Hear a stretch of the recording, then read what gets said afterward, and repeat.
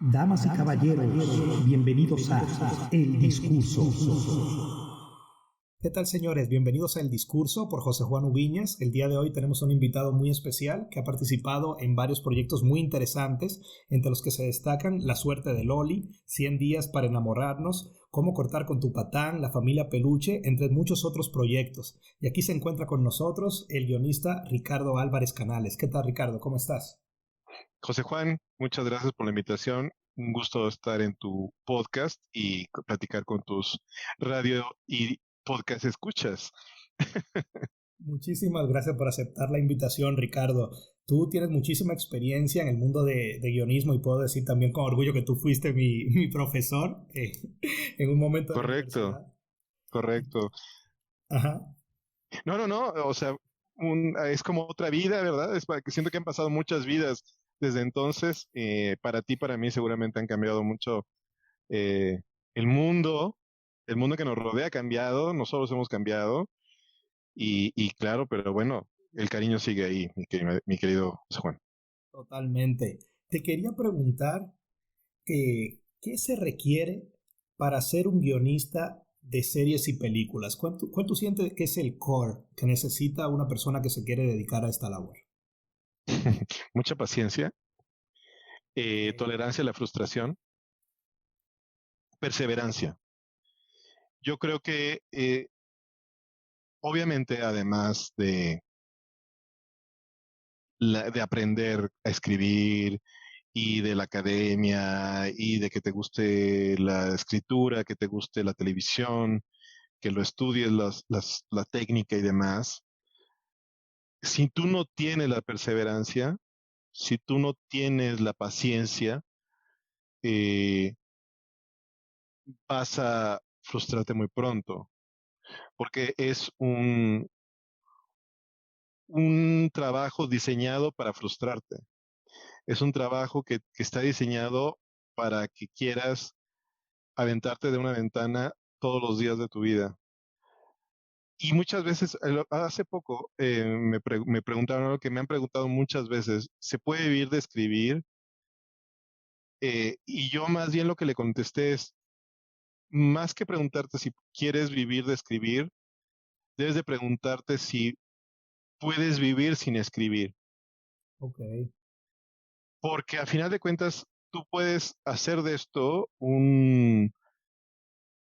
pues, un estilo de vida, o puedes hacerlo una forma de ganarte la vida, y te puede ir bien o mal, puedes ganar muy bien, te puede ir muy mal, puedes ganar por mes, vas a pasar por tiempos difíciles, vas a pasar por buenos tiempos, va a llegar un momento en que en tu carrera vas a tener un nombre, pero si tú no eres feliz en el día a día escribiendo y no te satisface en el día a día, no vas a aguantar. No es lo tuyo, no es algo para ti. Y mucha gente ahí se queda en el camino, se queda frustrada o se rinde antes de que lleguen los frutos o antes de que las cosas sucedan en su carrera, ¿no? Ok, entonces tú dirías que paciencia full y además de que es una cuestión de una carrera que yo pienso como que necesita mucho digo, todas las carreras necesitan de uno y de la autoconfianza, pero que de manera externa el hecho de ser escritor no es algo que la gente se quede expectante de una manera positiva, siento yo, que tú le digas a tu mamá, mamá, voy a ser guionista, ¿sabes? Una cuestión como no tan sólido, por ejemplo, a nivel externo, como tú decir, voy a ser ingeniero en algo, en alimentos, ingeniero civil. Entonces, yo estoy totalmente de acuerdo con eso y te quiero preguntar, ¿qué es lo que tú sientes que frustra más a una persona en esta labor de ser guionista? O sea, ¿es buscar trabajo o ya cuando tienes el proyecto o el proyecto nunca llega o es difícil de encontrar? ¿Cómo es esto? Hay muchos factores que pueden y muchas circunstancias que te pueden frustrar en el camino, desde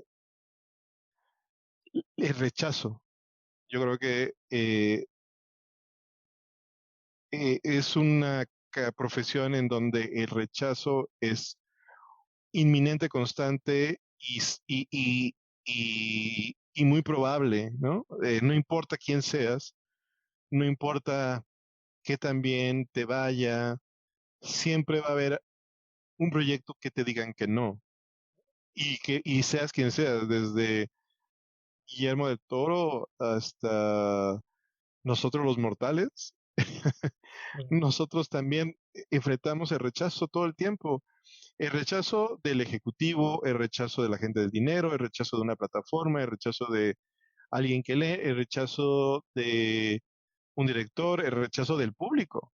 Puedes ver, das el caso en que la gente no conecta con lo que tú escribas y te rechacen. Entonces, el rechazo puede darse desde el momento que se te ocurre la idea y dices, hey, mundo, tengo una idea, tengo una serie, hasta desde ahí te digan, no, no, no me interesa escucharla, hasta que te digan, sí, dímela, está el, no, señor, no va. O si me interesa, vamos a hacerla. Y alguien dice, no, ya la hicimos, ya hicimos el piloto, pero no va. Oigan, ya tenemos el piloto, ya tenemos la serie, necesita una casa, necesita una plataforma, una ventana, y la ventana dice, no va. Y la plataforma dice, sí va, pero la saca y el público dice, no, esto no lo quiero ver.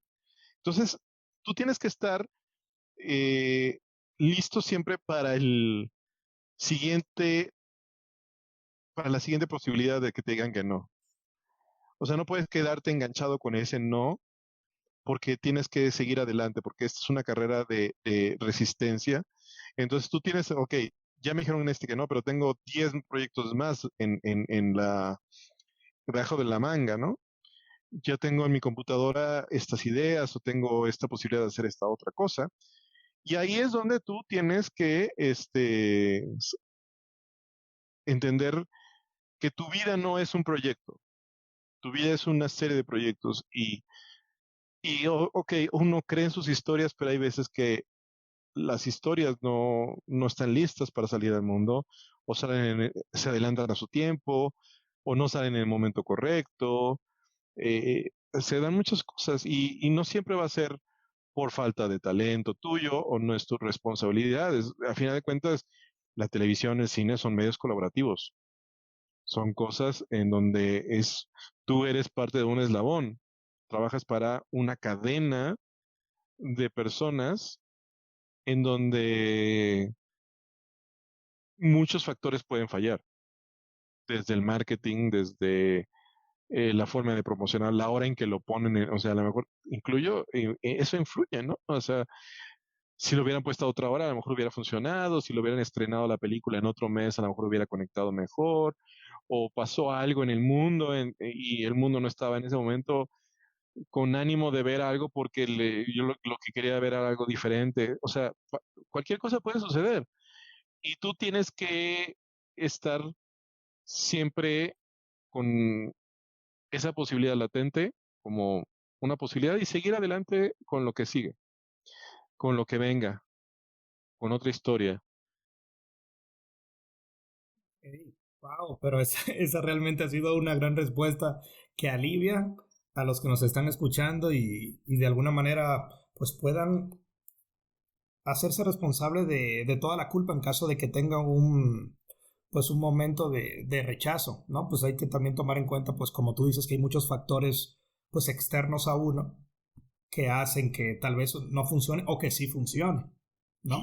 Y claro, pero además somos humanos. No te estoy diciendo que uno se vuelva eh, inmune a sentir el dolor, sentir rechazo, sentir eh, que te pegue en lo más íntimo de tu ser. Pero uno tiene algo que de lo que nadie habla, es el duelo a la historia no contada. Eh, hablamos de el duelo de una pareja, de una persona que fallece, que te rompan el corazón, pero hay un duelo en el guionista y en el contador de historias y en el narrador, que es la historia que no vio la luz, la historia que no fue vendida, la historia que no fue proyectada, la historia que no conectó. Y uno sufre por esa historia lo mismo que puede sufrir por una pareja. Y uno lo tiene que hablar en terapia igual, y uno lo tiene que procesar igual, y uno lo llora igual. Pero así como uno sigue con la vida adelante, después de un rompimiento, eventualmente más tarde que después, o más temprano que después, o lo que sea, el tiempo que uno le tome procesar esa información, uno sale adelante y lo vuelve a intentar, ¿no? Vuelve a intentar tener otra nueva pareja, ¿no? Y es una cosa muy similar. Y son cosas de las que muchas personas no platican, porque se platica de lo que está en el reflector, por decirlo así. Y no queriendo hacer una imagen muy oscura, pero digo, las historias no contadas para un autor son hasta cierto punto unos fallecidos, por decirlo así. O sea, algo que se lleva a cuestas hasta cierto punto, pues y que requiere pues su proceso para seguir adelante. ¿No? Porque eso Claro, requiere... Ujú. no, y yo creo que los fracasos nunca son noticias, a menos que sean demasiado evidentes, ¿no? Pero si tú vas a ver, te metes al Variety o al Hollywood Reporter y dice, bueno, Cuarón va a filmar una nueva película, ¿no?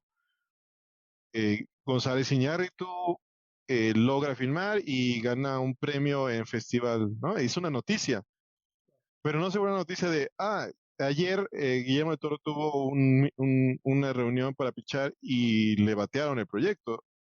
No es una noticia, ¿no? No, nadie le interesa, es algo muy privado, es algo que no se comenta, es algo que es confidencial, incluso aunque llegara a los medios, no va a ser una noticia, no vende el fracaso, no vende el fracaso como noticia, ¿no? Pero es algo con lo que se lidia cualquiera. Y te quería preguntar, de manera personal, ¿tú sientes que tu trabajo como guionista está culminado cuando se termina el guión o cuando se traduce al lenguaje cinematográfico o al visual, al de las series? ¿Cuándo tú sientes que ya por fin, tú dices, ya se cerró este capítulo? Bueno, uno quisiera que se cerrara en el momento que uno le entrega, pero de verdad uno se sorprende las formas en las que el trabajo vuelve a abrirse y regresa, ¿no? A ti. En el caso, por ejemplo, ahora que hicimos 100 días, bueno, nosotros ya habíamos terminado de escribir y nos tocó una pandemia y tuvimos que reescribir porque había la necesidad de recontar la historia conforme a los requerimientos que nos imponía una pandemia como nunca habíamos vivido. Una pandemia que no sabíamos en qué iba a parar, no sabíamos si nos íbamos a morir todos, ¿no? No sabíamos qué iba a pasar, o sea, era una cosa nueva que hoy viéndolo hacia atrás dice, bueno, ya pasó y quien se murió y quien no, y vamos a ver si, a ver, esperar una nueva cepa, pero en ese momento había mucha incertidumbre en el mundo, no sabíamos en la industria qué iba a pasar con esas, había la posibilidad incluso de que esa serie en particular no viera la luz, ¿no? Precisamente por la situación que venía en el mundo y imagínate, después de escribir un año eso, el golpe que fue tremendo para nosotros, para todo el equipo en el que estábamos involucrados y aún así, bueno, teníamos la oportunidad de salvar el proyecto, de que viera la luz, pero con una serie de cambios que no teníamos presupuestado nosotros hacer. En 100 Yo ya días para estaba enamorarnos. en 100 días para nosotros, yo ya estaba pensando en otra cosa, ¿no? Y bueno, así pasa, a veces hay que regresar a reescribir cosas, incluso cuando ya está grabado y en la edición cambiarlo, etcétera, ¿no? Nunca sabes cuándo vas a tener que grabar, a lo mejor hay que hacer retakes, hay que hacer nada, o sea, tú lo sueltas, Claro, pero no sabes cuándo va a volver a ti. qué fuerte. Oye, y Ujú. te quería preguntar, para culminar, ¿cuál ves tú, o quiero saber si sí tiene, el guionista? tiene una responsabilidad con el público en cuestión de valores y social. Esto lo digo en función de que hay personas que dicen, bueno, las películas que están saliendo ahora o las películas que hacen en México son todas comedias, son todas no sé qué. ¿Tiene una responsabilidad el guionista? Y en Yo creo caso de que que la sí. tenga, perdóname, en caso de que la No, tenga, sí, sí. eh, se ve forzado a tener que hacer cuestiones que van contra sus valores, por decirlo de esa manera. ¿Cómo tú ves eso ahí? Uf, yo creo que sí, el guionista tiene una gran responsabilidad social a muchos niveles porque eh, una realidad que no podemos dejar a un lado es que la telenovela, por ejemplo, es, ha sido y sigue siendo el gran educador sentimental de los latinoamericanos. Nosotros hemos entendido, comprendido, adquirido ideas acerca del amor romántico porque hemos visto telenovelas y esas ideas que no solamente vienen de una telenovela, viene de Disney, viene de Hollywood, viene de una serie de cosas que nos generan unas expectativas falsas o verdaderas acerca del amor romántico, por ejemplo, acerca de los roles de la familia. Entonces, uno aprende en las historias que ve, que consume, la forma en la que puede sentir la gente y experimenta otras vidas para después ver qué de toma de ahí para hacer lo suyo y verlo y aplicarlo en su propia vida. Entonces, ahí empieza la responsabilidad del guionista, en que sea capaz de entender que lo que ve, lo que escribe, lo va a ver otra persona eh, que no conoce, que no sabe qué tan vulnerable es y cómo lo va a recibir.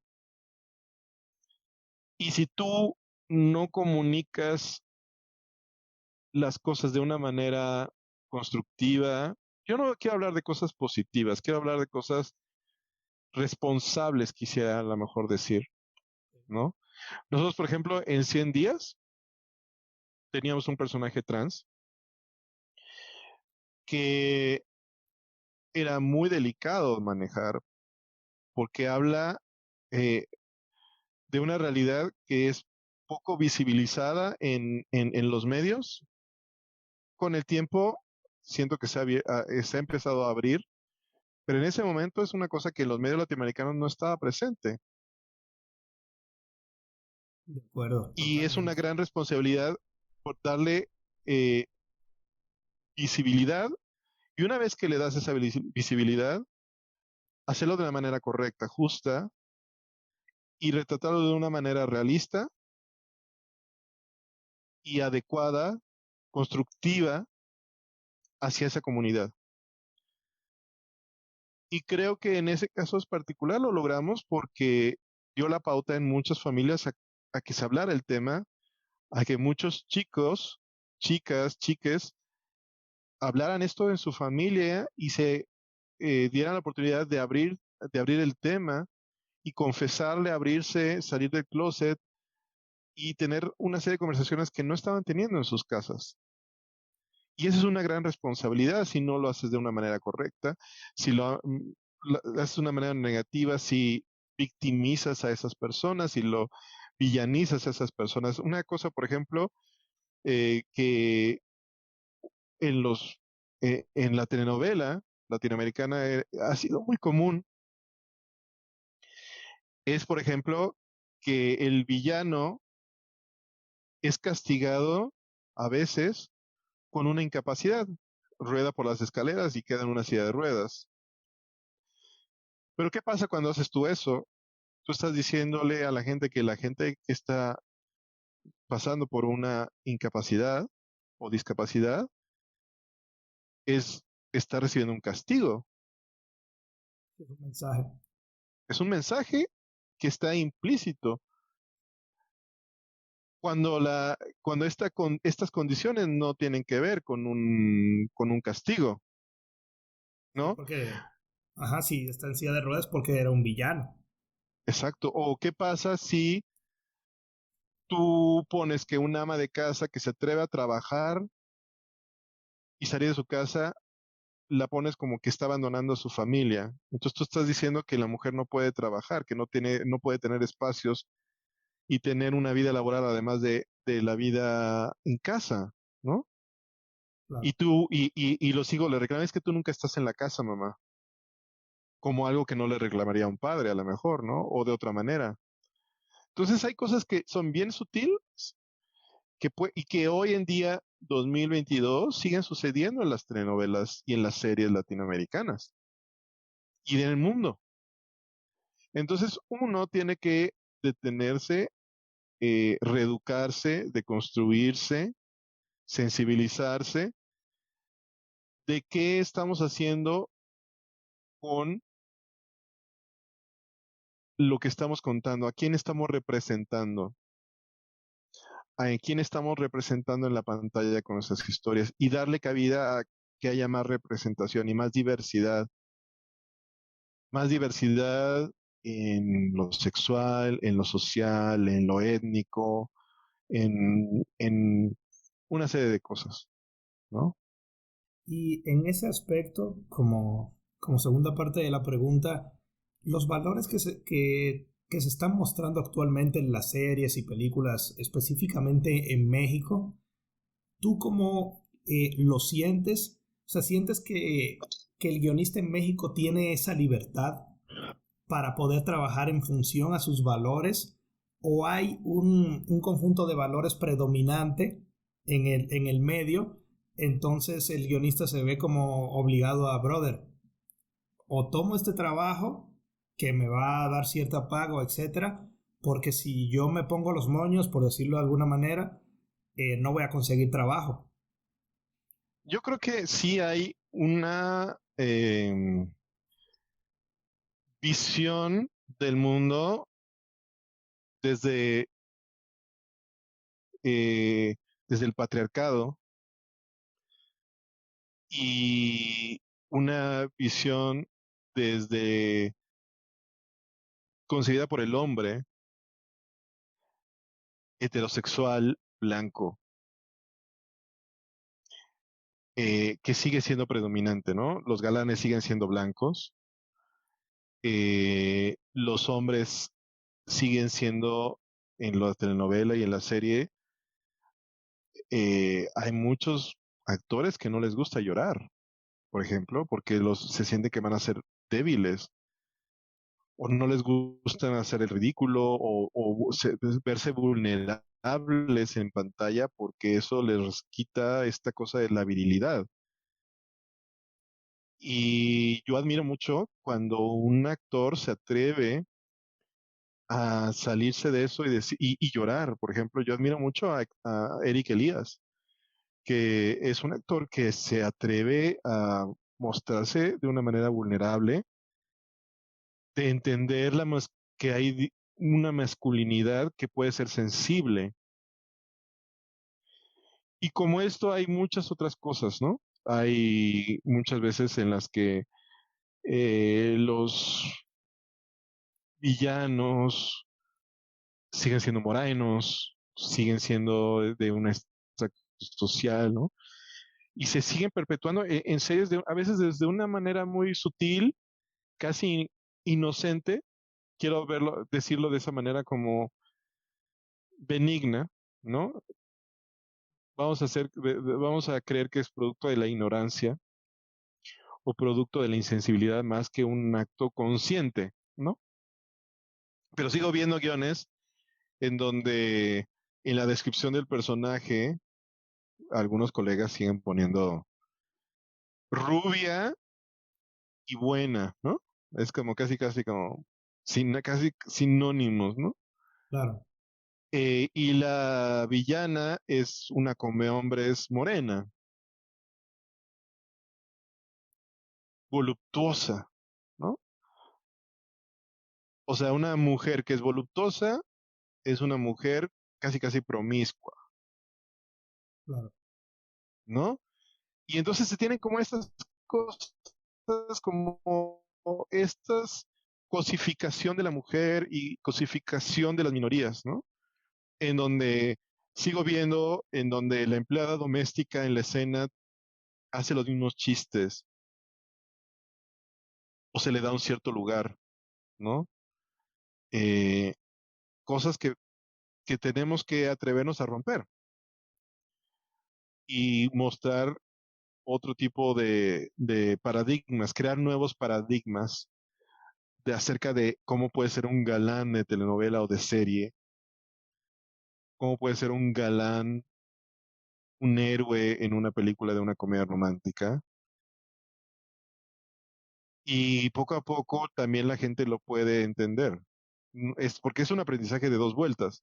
Claro. El que tiene el guionista hacia el contenido y y el público hacia el contenido. O sea, hay cosas que sigue, uno prende la televisión en prime time y sigue viendo concepciones acerca del amor con las que no estoy de acuerdo, acerca del amor romántico, ¿no? El amor romántico como esta cosa que se tiene que sufrir para que después tenga un final feliz, ¿no? Claro, y la O concepción del amor que romántico de la tel- que, perdón, de cuando no, cuando tú sufres y no se obtiene, ahí es una cuestión, por ejemplo, las telenovelas lo ponen como mala, si no se valora el sufrimiento que se pasó para llegar a tal cuestión, sin tomar en cuenta cuál es pues la realidad de la mujer. O sea, ahí la mujer está objetificada totalmente, que ese es un producto no, ganado por esfuerzo. y el final de la serie, de la telenovela, sigue teniendo que ser un amor logrado. Aún no vemos muchas series románticas, por ejemplo, en donde la mujer queda soltera y feliz, como final, ¿no? Tiene que quedar con un hombre, con un amor, para ser plena, ¿no? Sí. Entonces, bueno, son cosas que nos empezamos a cuestionar muchos, que a veces no logra uno ganar todas las batallas, pero que creo que con el tiempo vamos a poder hacer cosas más maduras, eh, más progresivas, más inclusivas y más justas, ¿no? Más justas y, hacia las personas, comunidades, expresiones de género, identidades sexuales, grupos que hoy por hoy no están suficientemente bien representados y, jus- y representados de una manera justa. Muchísimas gracias, Ricardo. Realmente este ha sido un tiempo muy enriquecedor. Gracias por compartir tus conocimientos con nosotros. Los que quieren ser guionistas, los que son guionistas, agárrense bien de estos consejos, que para allá va la cuestión. Y muchísimas gracias por el tiempo, Ricardo. Te lo agradezco mucho. Quien quiera que te escuche y que quiera continuar esta conversación, sigámosla en las redes sociales. Yo soy Ricardo Escritor en todas las redes sociales y ahí me pueden encontrar y ahí podemos seguir con gusto puedo responder preguntas que si alguien pueda tener. Muchísimas gracias.